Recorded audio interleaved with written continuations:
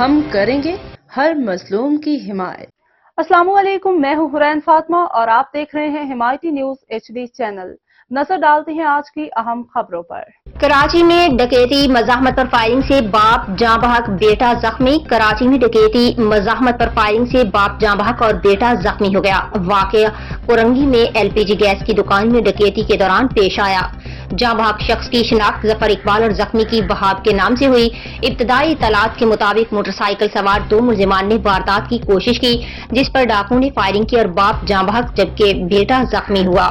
Police کا کہنا ہے کہ زخمی شہری نے بھی ڈاکوؤں کا پستول چھین کر ان پر فائرنگ کی، جس سے 2 ملزمان زخمی ہوئے اور فرار ہو گئے۔ پولیس کے مطابق زخمی ملزمان جب جناح اسپتال پہنچے تو وہاں زخمی شہری نے انہیں شناخت کر لیا اور پھر ملزمان کو اسپتال میں موجود پولیس نے گرفتار کر لیا۔